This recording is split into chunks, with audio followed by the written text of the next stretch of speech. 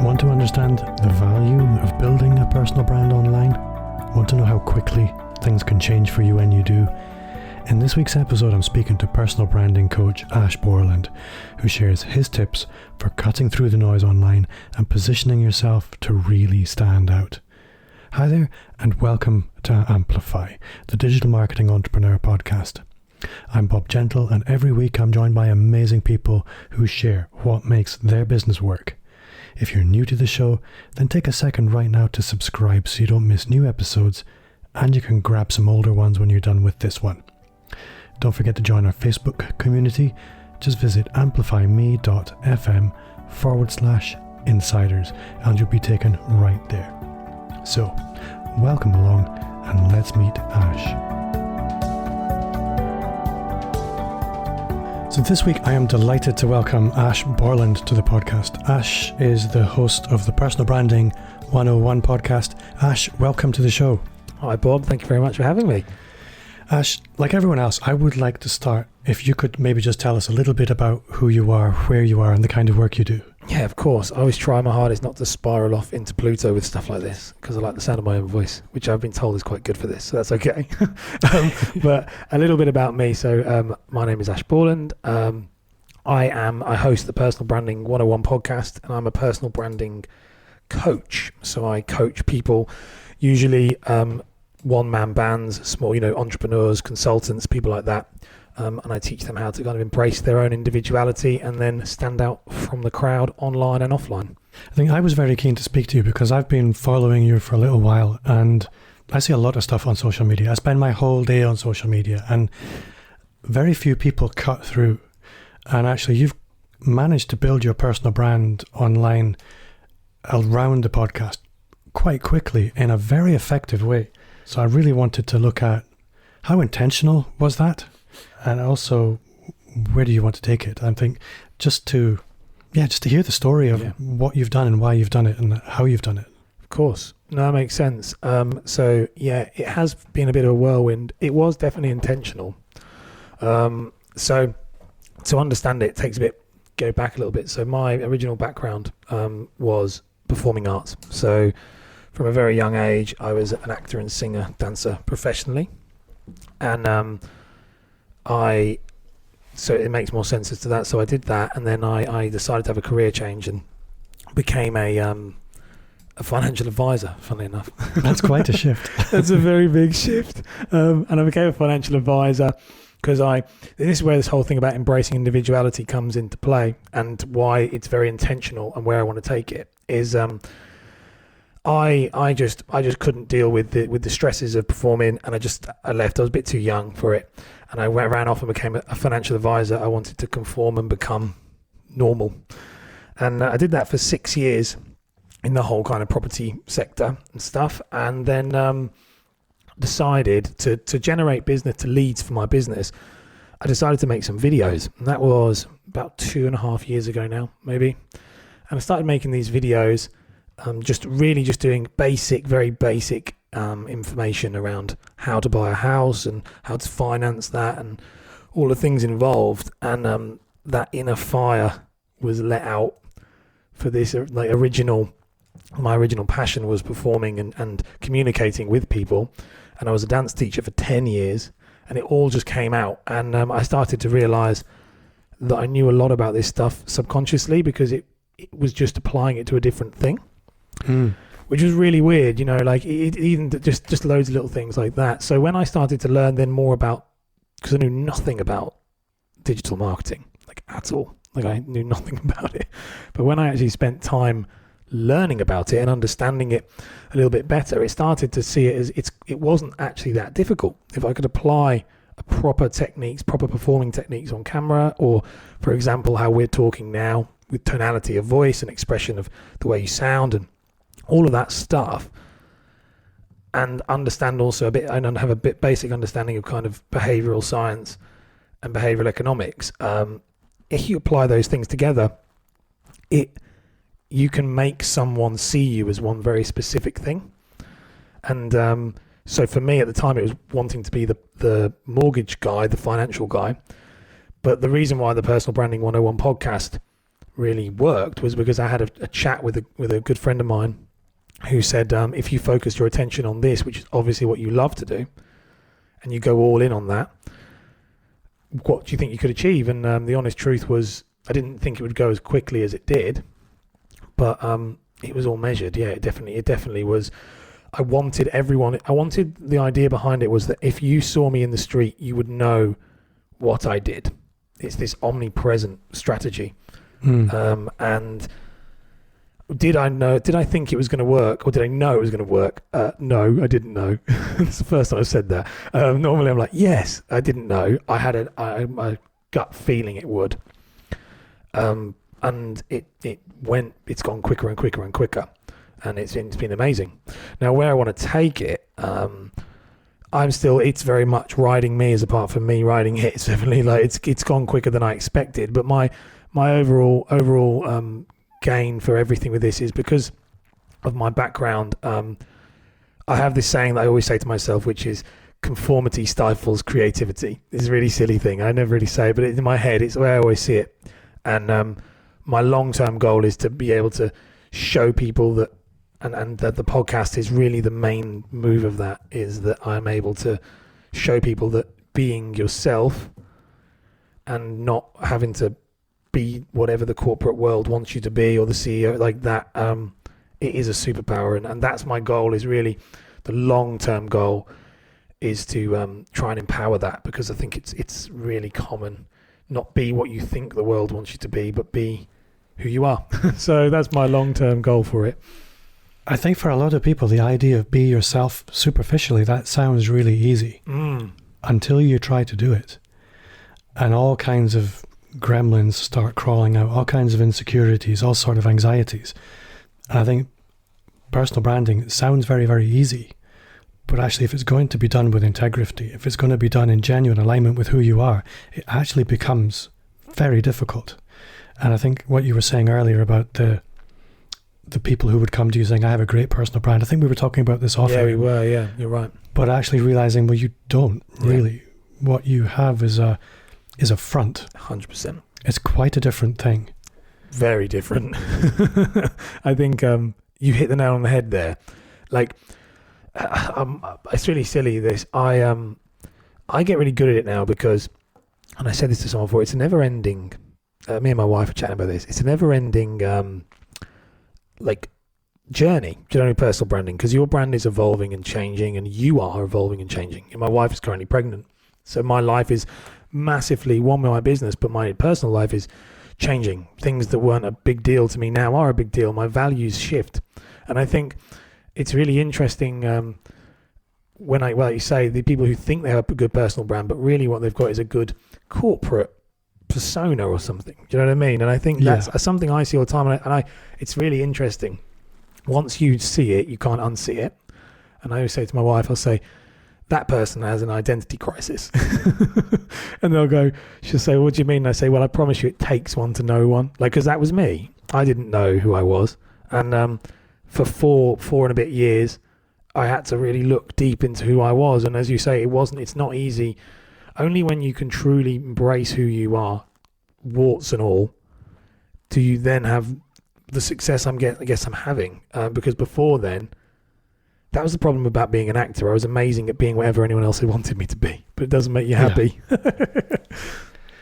Yeah, it's very easy to, I'm saying I'm not an actor, and I would probably struggle with it, but it's like anything else. If your profession is pretending, it's very easy to pretend. Yes. But to actually take away all the pretense and say, well, this is genuinely me, but not only say this is genuinely me, be 100% behind who that is. That is actually, that's where the work is a lot of the time. Yes. I mean, because not only do you have to do that, not only do you have to accept it, building a personal brand requires you to fuel it, pour energy into it, propel it and amplify it. And that's where the work comes. Yeah.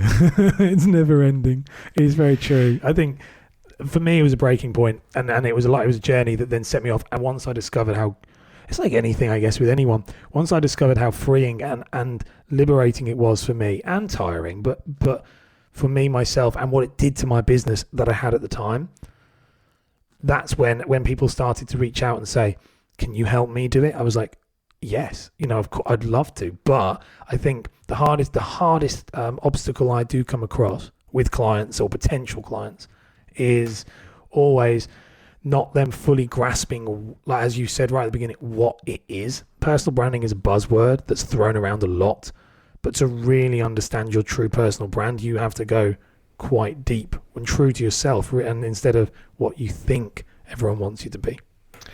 And I think, as you've probably found, it will often lead to quite a profound change of direction. Yeah. And I guess what I would like, there will be people listening to this for whom the idea of a personal brand is something they're very familiar with. Mm-hmm. But there'll be another set for whom they're thinking, well, I run a SaaS company. I just want people to know about my company. What are the core benefits of a personal brand as you interpret it? So the core benefits for personal branding on a purely kind of measurable, tangible scale. So for a business, for someone in the business to embody it, the things I noticed and the things I noticed with my clients is, first thing, they start to establish themselves. If they start to build this brand out, they start to establish themselves as a thought leader in their space, in their chosen field, which is always going to help because your peers respect you. So then the second one that I noticed was also that it attracted new opportunities. So I started to increase my network with people I never, and I think me and you spoke about this off air again, similar with you doing the podcast, is you started to attract people I never would have spoken to before. Never ever. And business opportunities started to arise, and they will for anybody who does it. I haven't had a client yet who hasn't experienced it, but you can't really, they're not tangible to explain at the beginning because you don't know what's going to happen. But my network grew, and with it came loads of new opportunities to the point where now here I am at a complete direction change. And that could be yourself as a business owner. And then the third one, which is the main one, why many people get into it in the first place, was and will be for yourself, not you, but anyone listening to this, is I started to attract sales leads and ultimately closing those sales without actively chasing them at all, because I hate sales. I'm terrible at it. And I was thinking that what I started to notice was people would come to me and just go, can I work with you? And yeah, I start to have that, or my clients are starting to get that now because, the business has been going it's a startup. So I've got a couple of clients who are really starting to soar in this space where they can't get their head around the idea that 3-4 months ago they were calling people, and now they just do social media based content and lives and things, and they have an abundance of leads. Now, the ones, and I will, so that's the tangible three things. Now, the ones I would say is these guys, the two, who are absolutely flying in that, have definitely done what you just said at the beginning, which is not unlocked, but they're willing to go to who they truly are, and that's why they're being very successful. They seem to be quite talented at it and unlocked it quickly. But they're definitely the three benefits that I found, and anyone I know has found. Now, there's a lot more personal benefits to it as well, but from a business point of view, it's a very good investment to start building your own personal brand. I think one of the things I've found, which is it's almost like a wrapping up of what you've described, is previously I had to pitch for business. I had to tender for business. Now it's almost completely switched around, where people come asking almost for permission to work with you. And it's a very odd experience. Now, I'm not saying this is entirely the case, but I think the more you build your personal brand, the more you build that almost mini celebrity, the more magnetic you become as a potential supplier or partner, or however you define it. Yeah, I think I had my first, as you said, the podcast is really, really starting to take off. And I had my first couple of calls, it would have been about 2 weeks ago now, where someone rang me and said, or we scheduled a Zoom call, and he actually said, I've listened to, and he literally quoted the episodes. There was like 5 episodes. He'd listened to them all, and he was, the 40-minute call we had was him telling me my theories and things like that. And it was really bizarre because in this world, because all he said to me, he said, so what do you do? And I said, well, I can coach you and help you get phone calls like this, because that is the truth of it. Is it's very like, it blew me away. And the podcast has now brought more and more business. So does LinkedIn. And yet I have never, since I've started, have to actually say, I've never once said, come and join my personal brand mastery program. Not once. Or I haven't had to, because they've come to me, and then when we've chatted, it's just been so much better. I mean, it's blown me away how it's done, and it works for anyone who's willing to put the time in. It works, but it's just definitely the one thing I'd say that's hard with it is willing to take that jump off the cliff, to understand that you can't be actively pitching and doing that, because they kind of work against each other. Yeah, it absolutely does. I think one of the things that's sort of regularly echoed in the personal brand building world is you need to be about serving, not selling. And if you do that, if you take it seriously, then over time the opportunities come to you, but you have to pay your dues to an extent. There are some quick wins and you can get lucky. But I think this is how I describe it to clients, because I'm not in the personal brand training coach business, but I do incorporate a little bit of personal brand work within the wider digital marketing mix. And the way I describe, or one of the lenses through which I encourage customers to look at content marketing in general, is you've got short-term investments, medium-term investments, and long-term investments. And you know about this from the financial services world. You need a balanced portfolio. So the short-term, that's paid ads, paid content. Medium-term, social media, social networking, and a bit of search engine optimization. Long-term investments, that's podcast, YouTube, and blogging to an extent, because they pay the highest interest, and they pay dramatically with compound interest over time. But time is the essential part. And if you put in the time, you'll get those dividends, and they're massive. And that's kind of what you described there. It definitely is that, and that's actually exactly what I say to my clients, is that I think with YouTube, podcasting, it's exactly the same thing. Exactly that is this. They will pay massively in the end. But I think people drastically underestimate how much work is required for those, and how long that road is going to be. You know, like you say, that there is the short term definitely is paid ads. It's not something I know how it works. Similar to yourself in regards to, I touch on digital marketing stuff with them, but it's not my remit. But it is like paid ads are they'll get you the results quick. You know, PPC and stuff, they will get you those results. And if you need to get the business off the ground, they're brilliant. But as you're right in having a spread of those things, with the idea that those long form content, those really, really good value adding pieces of content are going to be your long term strategy. It is the main thing, definitely. I think one of the things that I really admire about just watching your ecosystem online, I think the podcasting is kind of buttoned down, and it's actually quite, it's time consuming, but it's quite easy to an extent. YouTube, again, it's not something you're going too deep into at the moment, but again, you can do it it can be nicely polished, nicely edited. It's actually not that hard. Again, it's quite exposing, but technically it's not that difficult. The bit that I see you doing particularly well is the short form and live video, particularly on Facebook. And for me, that's the bit I admire the most, because it's the bit that I find personally the most challenging. Because I'm a perfectionist, I really struggle with the short-term video. So I'd be keen to hear what advice you might have for that particular part of the content mix. In regards, because there's two different approaches for that. So with the live or with just the short form content?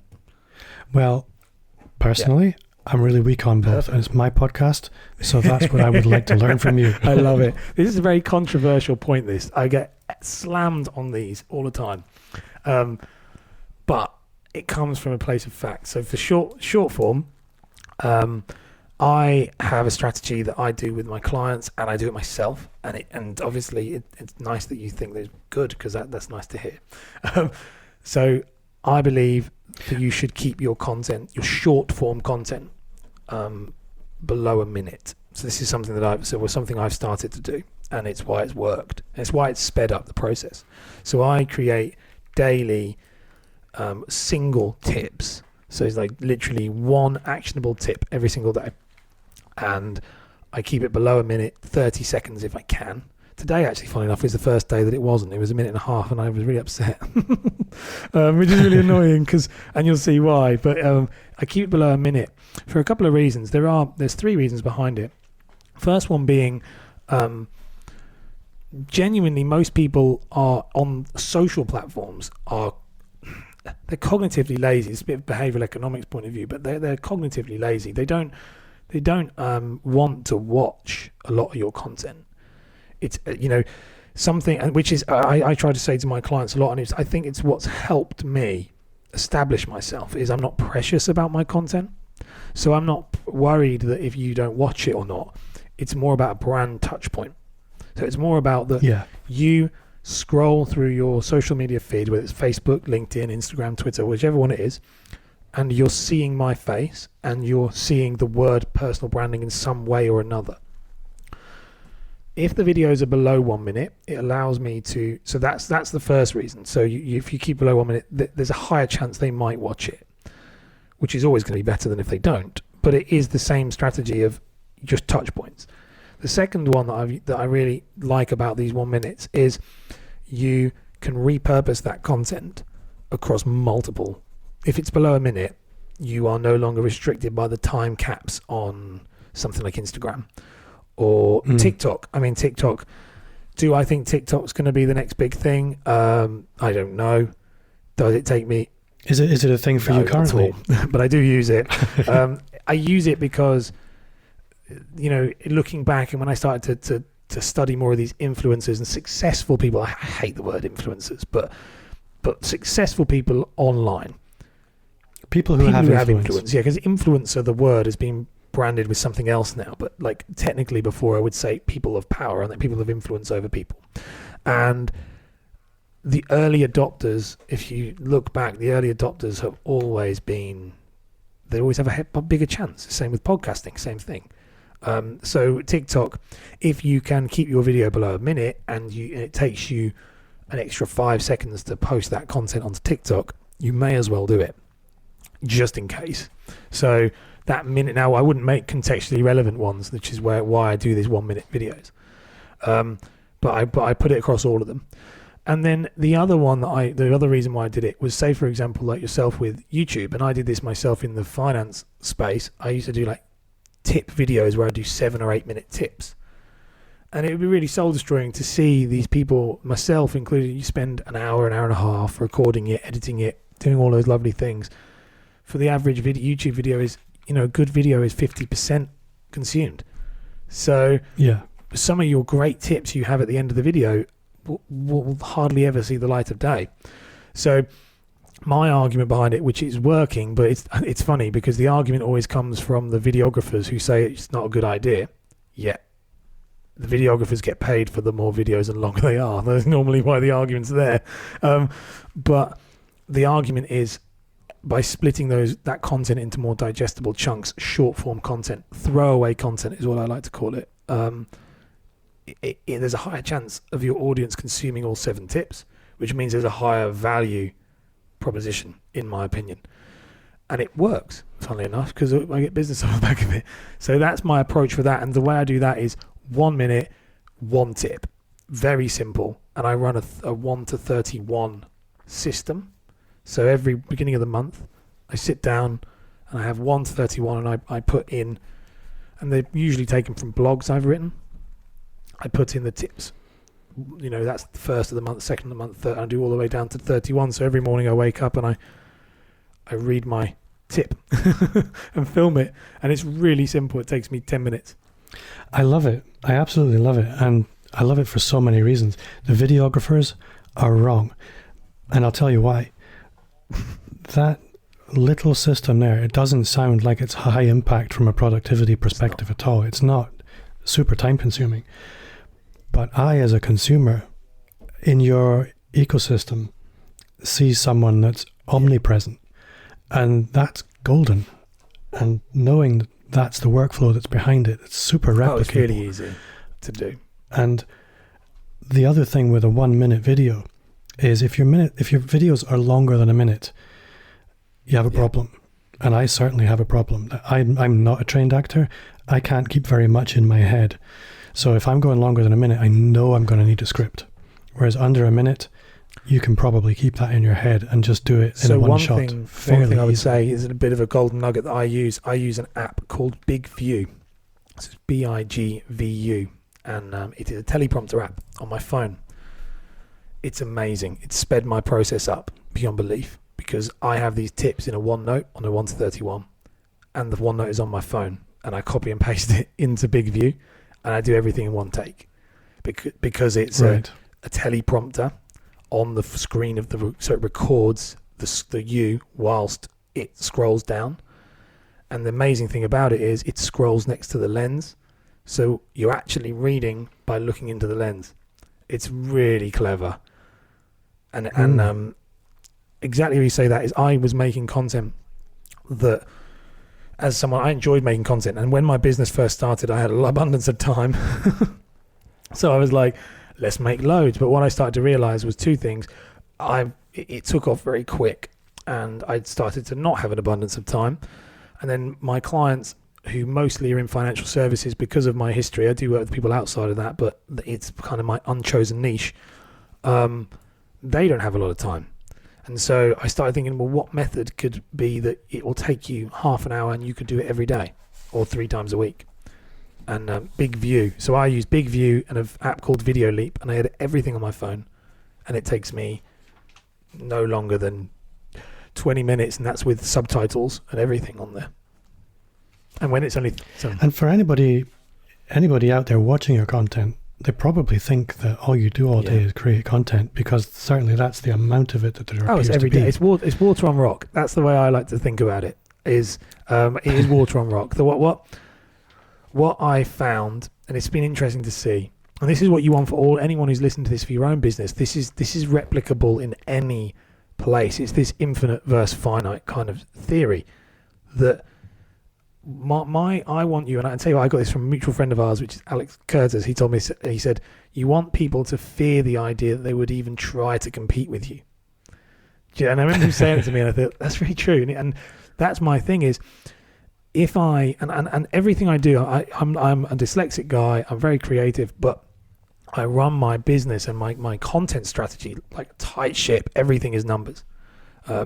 Even down to, if I look at it and say, if I create 7 pieces of content a week, and most people are creating 3, by the time I reach year 1, they'd have to be 3 years in order to catch me. It's everything, and I look at is you know how you said about compounding? It's this compounding kind of strategy that isn't very, and what's quite shocking in a good way, because it shows that clients and people, anyone who's willing to embrace this kind of ideology, I guess, can win quite quick, because the vast majority of people are completely unaware.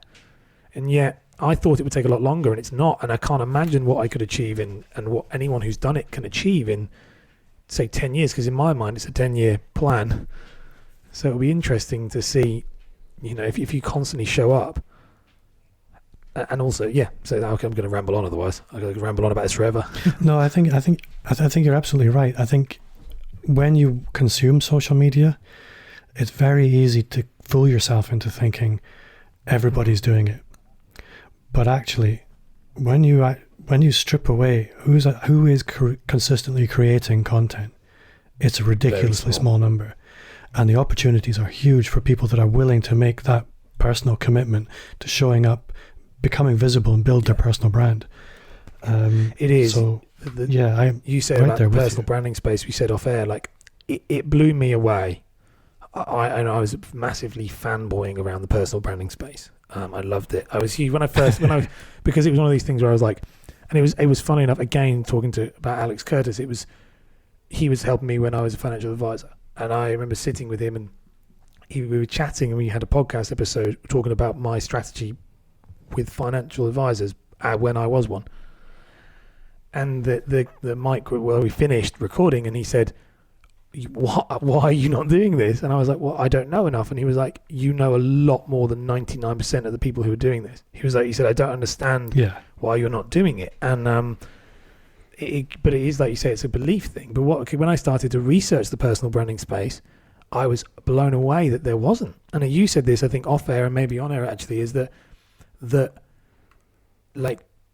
it's crazy how quickly my podcast has ranked because there isn't anyone doing it. When I started searching domain names, no one was taking them. When I started making YouTube videos, it's not a search thing. Philip Van Dozen is like the only one. If you actually search personal branding, he's the only one on YouTube. And he's not personal branding, his brand. It's not even his thing. So it's not his thing at all. It's like a sub-side to what he kind of talked about on a few videos. But he's a brand guy, like a very, very, very good brand guy. When I started, when you look at it, and I've had this thing, my history goes back to, like, silly it sounds, I had when I was a dancer, this is makes sense, I was a street dancer, and I did a lot of street dance, and I had my own company, and this is why it brought me back to kind of where I was here, where I was dancing in the same circuits as all of these big dance troupes that became really big, but they weren't back then. They were like Diversity, these big ones that won Britain's Got Talent. And when I was doing it, this street form of dance was not a big thing. It had never really been heard of. And I've seen something before, and that was this one, where I saw something that overnight or within a year went from being nothing to being absolutely massive. And, and these people being completely successful, professional, financially free, and they were my friends.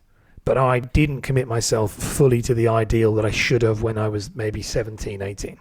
Whereas the people I did, they did. Yeah. And with this came along, and we remortgaged the house and we did everything. I said to my wife, I was like, I think there's something here. because it's becoming more and more searched, but still is very, very under-saturated. And everybody does it, and that's why I started looking even on LinkedIn. There's lots of people who they talk about personal brand, but they're a LinkedIn specialist, or they talk about personal brand, but like yourself, but you're a digital mark. Like, I don't understand nowhere near what you do. It's brilliant. What you do, what Alex does, what Louise does. They're different levels to not different levels, different niches. But I thought, okay, if I go all in on personal brand, which is the psychology behind why people think of people in certain ways, why we think of ourselves in certain ways, why is it that an example I use with a lot of my clients is, you want to create this feeling of when you buy a concert ticket to your favorite band, and you go and see them live and they're terrible, but yet they were amazing when you saw them, when you listen to their album. There's an automatic breakdown of trust.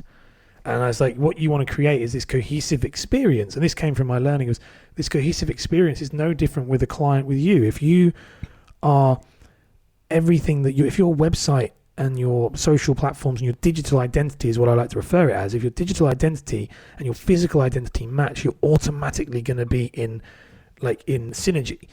But if they don't, it'll fall apart. And that was the stuff that there was a lot of focus on digital marketing, but not so much on the psychological, the physical side of it, and marrying them together. And that was kind of I thought, there's an opening there. I'll take that.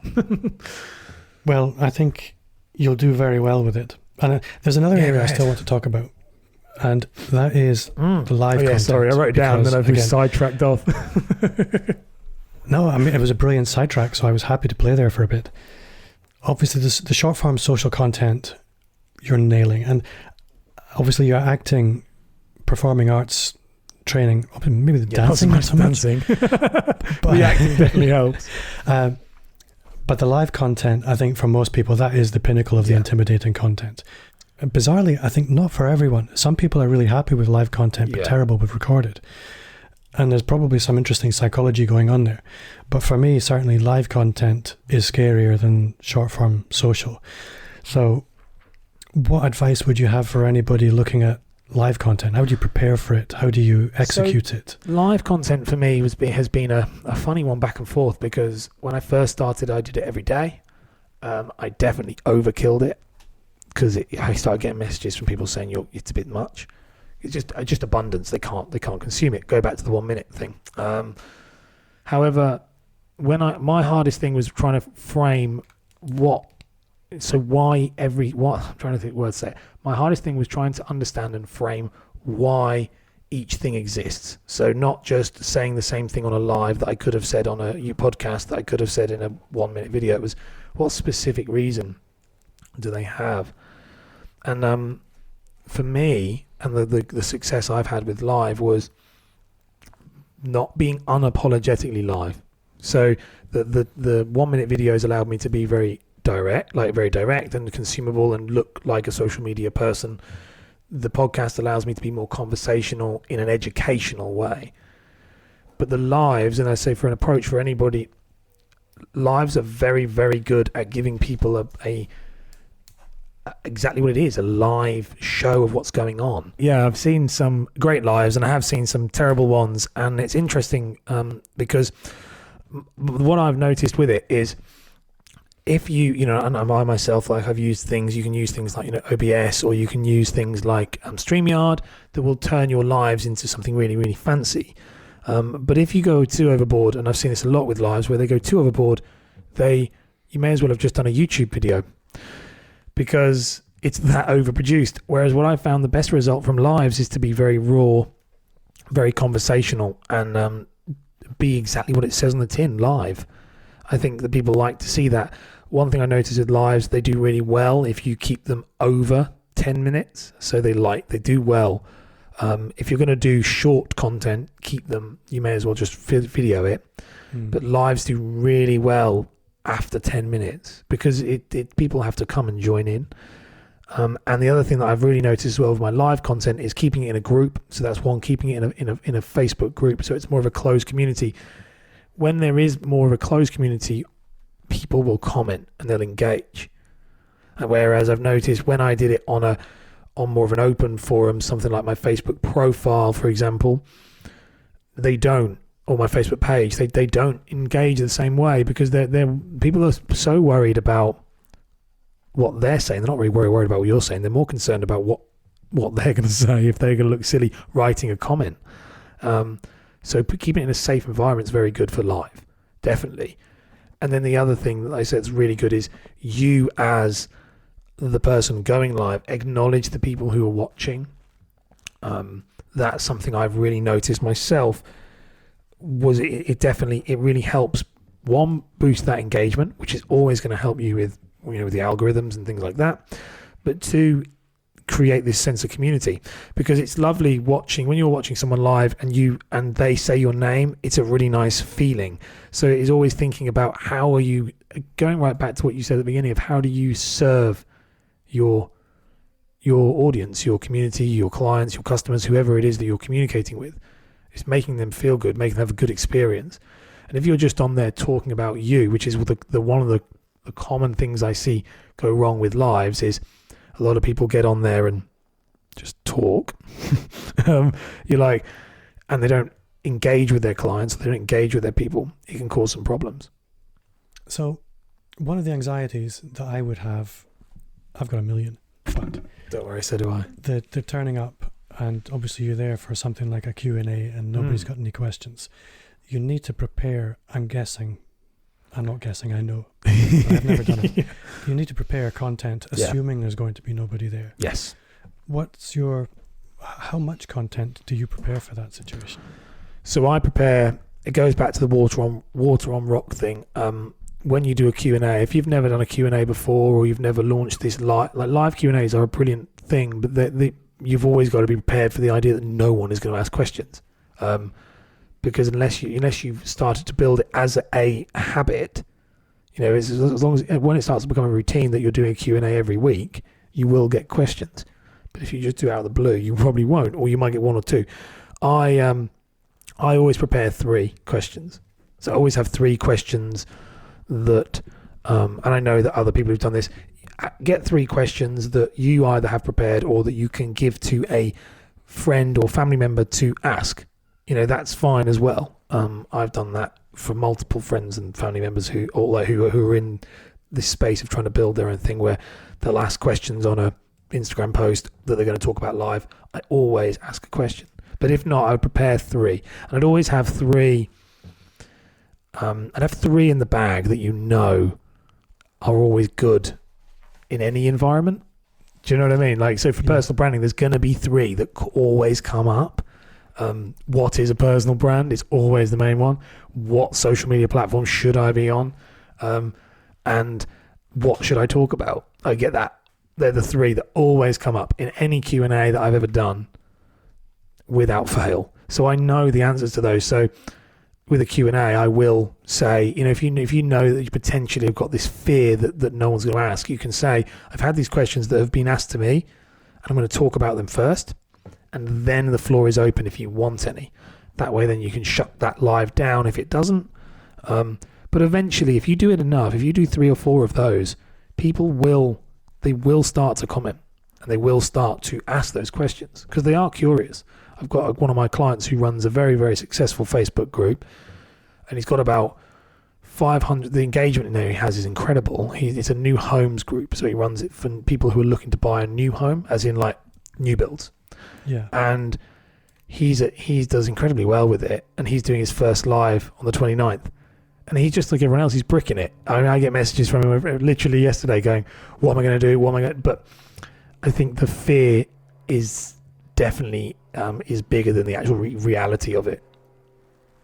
And from what you were describing there, something that I instinctively think is, well, do I have to have something different every single time?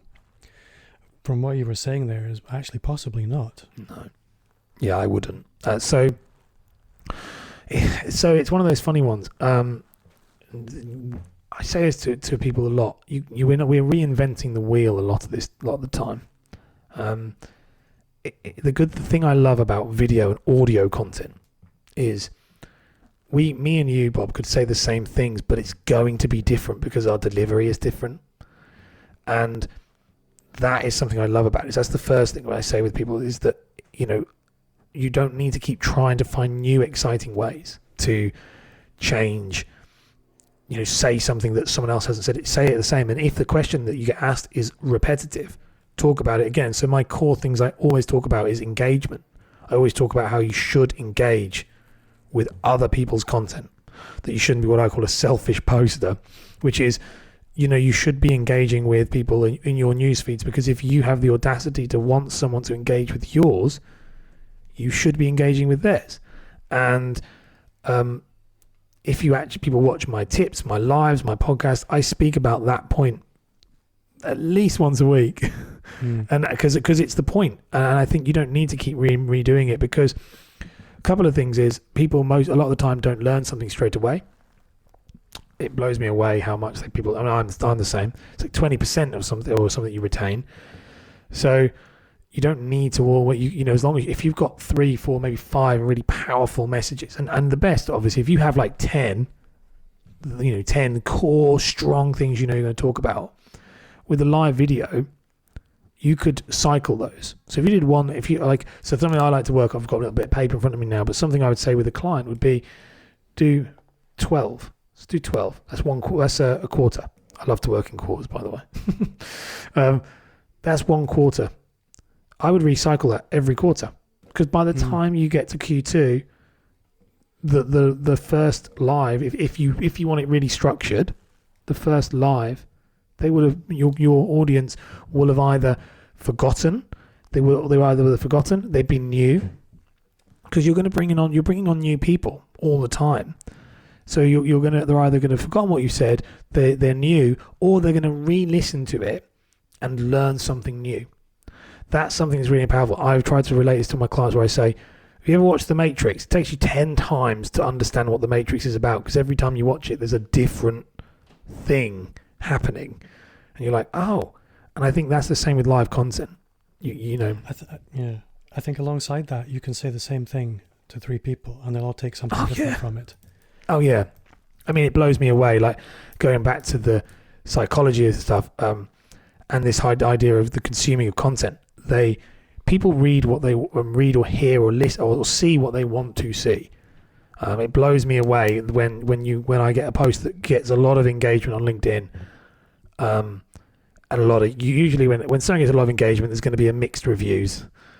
It's interesting to watch how many people talk about something that actually is nothing to do with the content in any way, shape or form, but it's what they have taken from it. I find it really intriguing. Yeah, that is actually very interesting when you get a high engagement post. I see that quite often on Instagram, that people will take so many different things out of your content that you had never imagined. Yeah. But then you've got to defend it. It's value for them. Do you know when you're doing that, I have this thing where I'm like, I don't even know what to say to that. You know, you're like, that's not the point I was trying to make. I love it. So, I mean, obviously, selfishly, that's been really, really useful. And I know that so far, everything we've covered will help an awful lot of people get some clarity around some really foundational things. And I'm curious to sort of add into this, what does your business actually look like? Because obviously this is the Digital Marketing Entrepreneur Show. Yes, it's about digital marketing, but it's also about the businesses behind digital marketers. So how do you connect with your clients? How do you deliver value to them? So my business, this took me a long time to try and define clearly what my business model was. So my business model is very, very clear now to me. So I am a personal brand coach, and so that my only paid service at this current point in time, because again, mastery of one, and then I'll expand as we go on. But my hardest thing when I set up was where do the lines blur of, I don't want to be giving out loads of content and then charging someone for the content that I'm giving to someone else for free. This was something that really concerned me when I was setting up. And I think there's a lot of mixed messages, and this might be something that a lot of people actually might be listening to that have a similar worry, because this is definitely was. And if you listen to someone like Gary Vaynerchuk, who I absolutely loved, and I still have a lot of time for him. I think he's a very good guy in his space. But if you listened to something like that and took it all on board, you'd have no money, because it's give away. So I looked at my thing and said, okay, what is the thing I'm going to charge for? So I run a personal brand mastery program. And so the program is a 3-step program. It's 3 8-week courses, and you people buy it in 3 chunks. And that program effectively takes them from not knowing anything. And I probably would recommend it. It's 8 weeks, so it's 2 months. I'd probably recommend a month break. This is what we're doing with a lot of them, to really process that, and then they come back. That takes them from knowing absolutely nothing. If they know something, it's fine. But really, everyone I've worked with who's come to me and said, I know loads about this, 9 times out of 10, they do in one very specific area, but not the whole broad. Yeah. So this is a method that I learned, that I've created by taking from incredible people.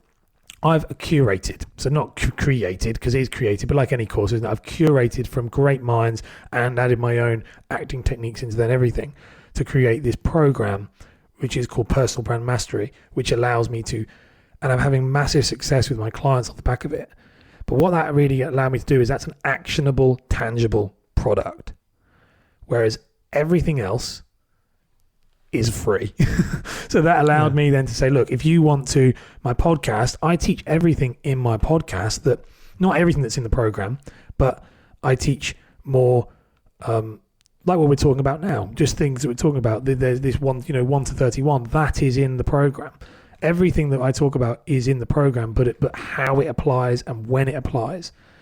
But there's a lot of people, and the way I saw it was, I want like two-thirds of my actual business is free, which is my content, and then just this one, and it allows me to sleep at night knowing that I'm giving back more than I take.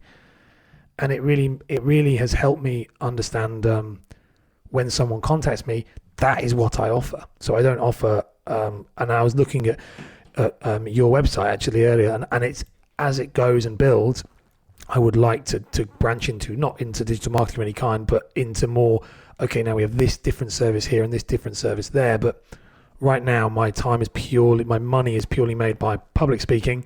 I do a bit of public speaking now, but right now it's digital, so that's fun. And the program and everything else, the podcast, the content is all completely free. And I've had a bit of a run-in with a couple of online course people so far, because they've said, why don't you take your content that you're making as a podcast and put it into a course, and that might be the case in 2, 3, 4 years. But as I said to you at the beginning, this is a marathon for me, not a sprint. And my goal is to be the number. I want to be my goal, not want to be. My goal is, and I will be in the next 10 to 15 years. I want to be the world leading specialist in this, because that's my entire goal. And to monetize too quickly is a big fear of mine, that you can lose your audience. Yeah, I think also the ratio that you've got there in terms of the service over product is one that I think will allow you to build a very fulfilling business. And not enough people really take that seriously. Yeah. I think for me, that's my DNA. If I don't have a mission, I have no motivation at all. Speaking my language, that sounds like you're very similar. That's exactly. I can't get out of bed if I don't. This is something that came very apparent to me. I joked about it as a financial advisor. If I'm not actually doing something that's taking me one step forward towards a goal, a mission that I have, and I'm a very spiritual person. I'm very into the whole bigger picture of things, and there is definitely, to just do a job for money and nothing else would be my absolute worst nightmare, because I did it for a long time and I'd never do it again. Well, I think that's a great place to sort of bring things to a close. Ash, I'm going to remember to ask you a question I very occasionally forget. And that's, what's one thing you do now that you wish you'd started 5 years ago? Doing this, embracing who I am, instead of being fully 100% true to who I am, and not conforming to what I think others wanted me to be. If I'd done that, my life would have been a lot better earlier. And if people want to connect with you, how would you like them to do that? LinkedIn. LinkedIn's the best place. I am on other social media platforms, but not really. Use LinkedIn. So anywhere, just search Ash Borland or Personal Branding 101. Yeah. It's very hard not to find. I will give you a warning. If you do have me on LinkedIn, it'll be every day. So be get engaged on there, and Ash, it's been a pleasure talking to you. I'm so grateful for your time, and I can't wait to meet you in person once this lockdown nonsense. Yes, I know. It's never ending. It feels like there's a long list of people who I'm like, I really wanted to. There was a long list of people who I wanted to meet when I first met Alex, but I was like, I have nothing of value to talk to you guys about. And now I'm like, yes, I'm willing to chat now. Seat at the table. I love it. All right. Well, thank you very much. And thank you. Brilliant, Bob. Thank you so much.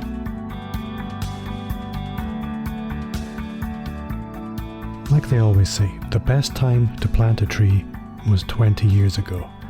The second best time is right now.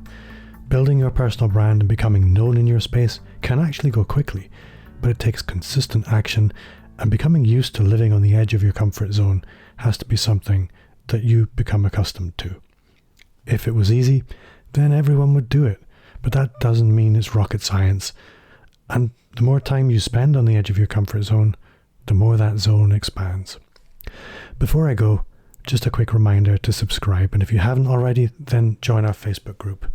You can find a link in the show notes, or just visit amplifyme.fm/insiders, and you'll be taken right there. I would love to connect with you on social media. Follow me wherever you hang out, and you'll find me at Bob Gentle. If you do, then message me so I know and I can follow you back. If you enjoyed the show, then I would love for you to review it on iTunes. It would mean a lot to me, and it's the best way to help me reach more subscribers. My name's Bob Gentle. Thanks again to Ash for giving us his time this week, and to you for listening, and I'll see you next week.